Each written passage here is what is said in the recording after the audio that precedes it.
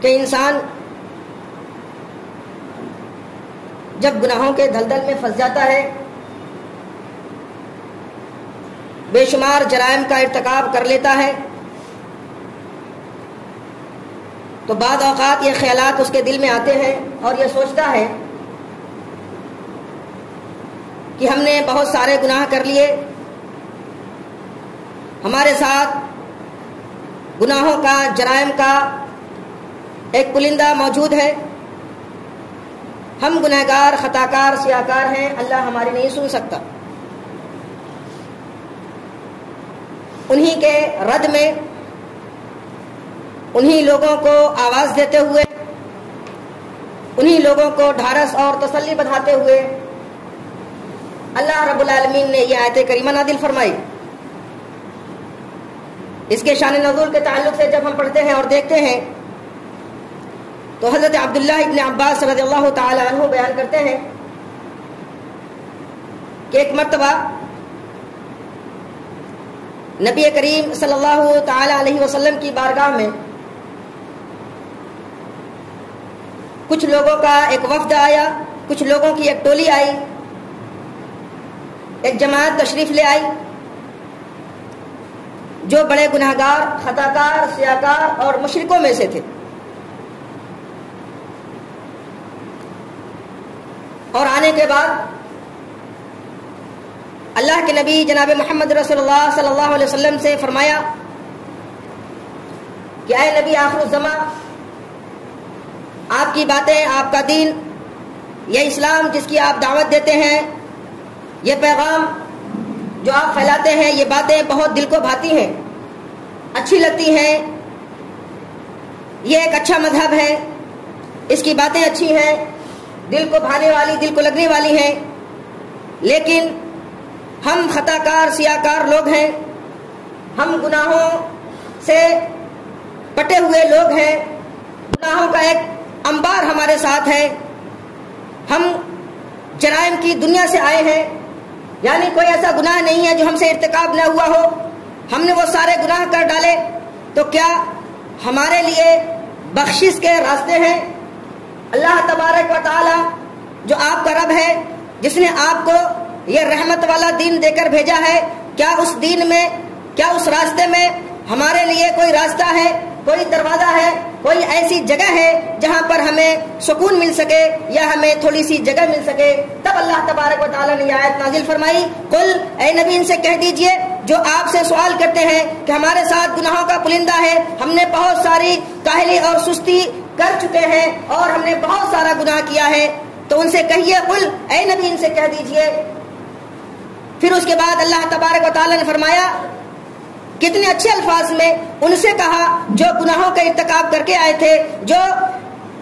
شرک کے دلدل سے نکل کر آئے تھے، جرائم کی دنیا سے آئے تھے اور ایسی گلی اور کوچے سے آئے تھے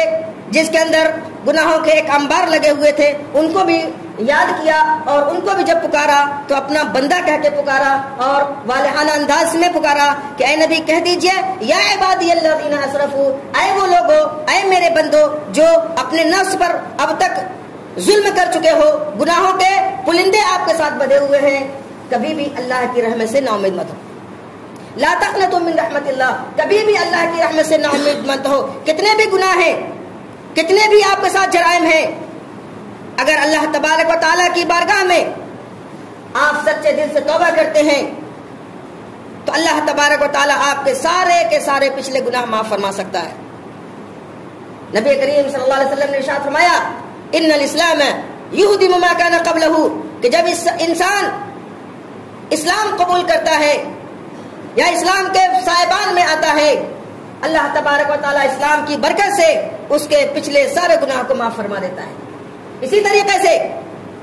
جب انسان توبہ کرتا ہے، سچے دل سے اپنے گناہوں کی معافی اور تلافی کرتا ہے، اللہ تبارک و تعالیٰ کی بارگاہ میں اپنے کاہلی اور سستی کے رونے روتا ہے کہ اے اللہ، تو نے ہمیں مبارک مہینہ نصیب کیا، مغفرت والا مہینہ نصیب کیا، رحمتوں اور برکتوں والا مہینہ نصیب کیا، لیکن ہمیں اس مہینے میں کاہلی اور سستی نے گھیرے رکھا اور ہم نے جیسا اس کو گزارنا چاہیے تھا ہم نے اس کو نہیں گزارا۔ تو ہمیں پھر 1 سال کے انتظار کی ضرورت نہیں ہے کہ ہم 1 سال کا انتظار کریں کہ آنے والے مہینے میں ہم وہ مہینہ پا کر کے اپنے گناہوں کی معافی اور تلافی کرائیں گے اور اپنے بارگاہ الہی میں رجوع ہوں گے اور آ کر کے اپنے گناہوں کو دھلنے کی کوشش کریں گے. نہیں، بالکل نہیں. آپ آج ہی اپنے رب کی بارگاہ میں اگر توبہ کرتے ہیں تو اللہ تبارک و تعالیٰ کا دربار آج بھی ہمارے لیے ویسے ہی کھلا ہے اور معاف فرما سکتا ہے. آپ کے گناہوں کو آپ سے ایسے دھل سکتا ہے گویا آپ نے گناہ کیا ہی نہیں ہے. اللہ تبارک و تعالیٰ کی رحمت نہایت وسیع ہے، بہت زیادہ وسیع ہے. شرط یہ ہے کہ بندہ سچے دل سے اس کی بارگاہ میں حاضری دے اور حاضر ہو کر کے اپنے گناہوں کی معافی چاہے اور آئندہ نہ کرنے کا عہد بھی کرے. پھر انشاءاللہ اللہ تبارک و تعالیٰ اس کے گناہ کو معاف فرما سکتا ہے. اس کی رحمت کا اندازہ کیا جا سکتا ہے اس بات سے کہ اللہ تبارک و تعالیٰ نے جس دن آسمان و دنیا کو پیدا فرمایا، زمین کو پیدا فرمایا اور آسمان کو پیدا فرمایا، رحمت کے، پیار و محبت کے، شفقت و ہمدردی کے 100 درجے فرمائے اور 100 درجہ فرمانے کے بعد 100 مرتبے فرمانے کے بعد ایک مرتبہ رحمت کا ایک درجہ پوری دنیا کے تمام مخلوقوں میں تقسیم کر دیا جو کروڑوں اربوں اور خربوں میں ہے، چاہے وہ انسان کی دنیا ہو، چاہے وہ جانوروں کی دنیا ہو، چاہے وہ کسی بھی طرح کے اللہ کی مخلوق ہو جو احساس رکھتی ہے. اللہ تبارک و تعالیٰ نے اس رحمت کے ایک درجے میں سے تمام لوگوں کے اندر بانٹا اور تقسیم فرما دیا.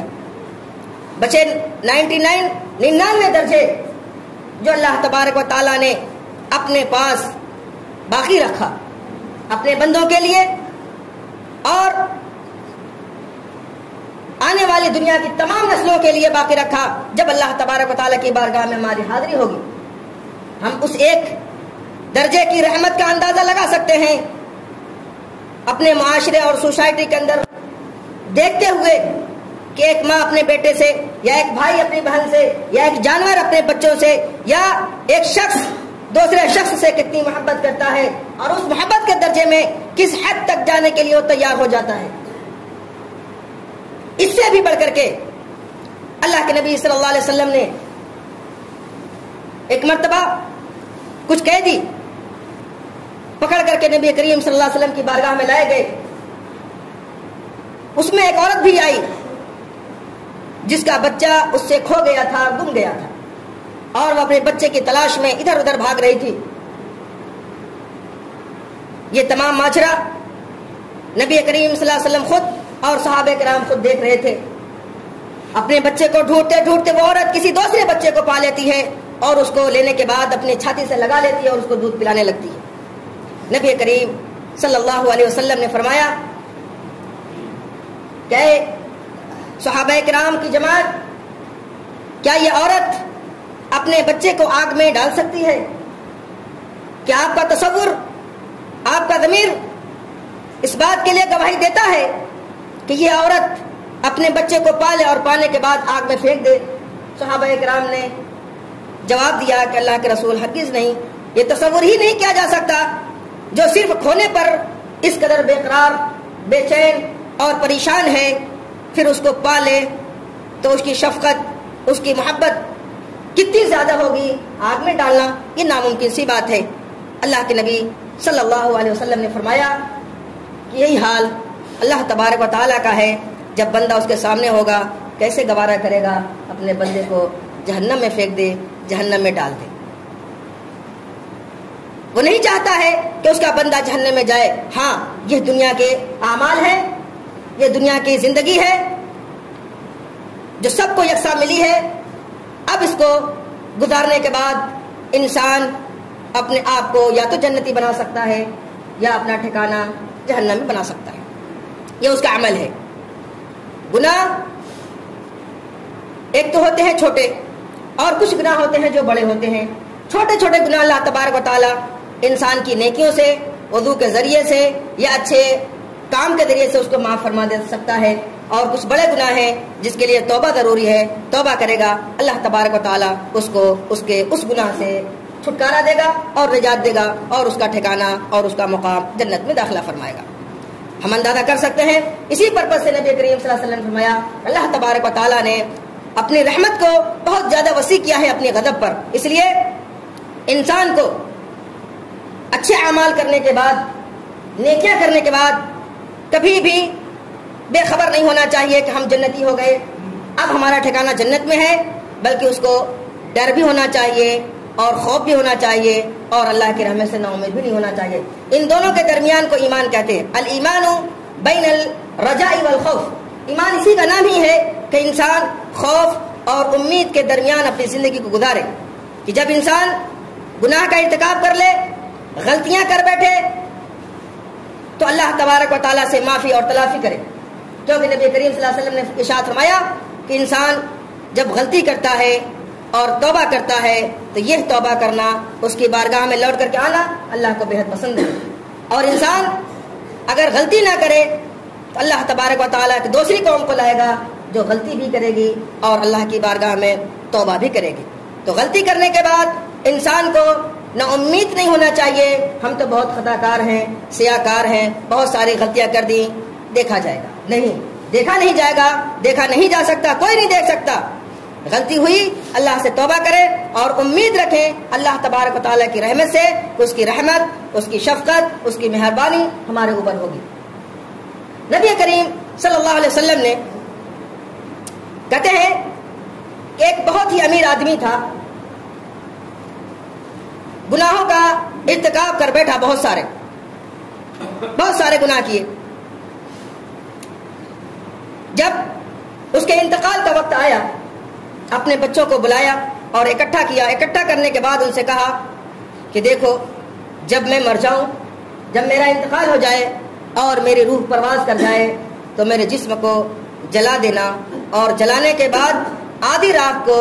دریا میں بہا دینا اور آدھی راख کو پہاڑ کی چوٹی سے اڑا دینا. اللہ تبارک و تعالیٰ نے جب ان سے ماجرا پوچھا تو نبی کریم صلی اللہ علیہ وسلم ارشاد فرماتے ہیں کہ اس نے جواب دیا، کیا اے اللہ، میں نے اتنے جرائم کیے تھے، اتنے گناہ کیے تھے، صرف یہ غضب تیرا جو میرے دل میں بیٹھا ہوا تھا کہ ضرور اللہ تبارک و تعالیٰ کی بارگاہ میں حاضری ہوگی اور ان تمام چیزوں کا، ان تمام اعمال کا جو مجھ سے سرزد ہوئے ہیں، اس کا ہمیں حساب دینا ہے. ہم تیری بارگاہ میں کیسے اس کا حساب دے سکتے تھے؟ جو تو نے اتنی رحمت ہمارے اوپر کی، اتنے زیادہ برکات کا نزول فرمایا، اس کے باوجود ہم تجھ سے منہ پھیر کر کے زندگی گزارا، بہت سارے گناہ کیے، صرف ڈر اور خوف تیرا مجھے اس بات کے لیے آمادہ کیا. اللہ تبارک و تعالیٰ نے اس کے صرف اس خوف جو اس کے دل میں تھا اللہ تبارک و تعالیٰ کا، اس کی وجہ سے اس کو معاف فرمایا. اور ٹھیک اسی طریقے سے ایک یوں واقعہ نقل آتا ہے کہ ایک شخص نے اپنے جرائم کی دنیا میں 99 قتل کیے، 99 قتل. جب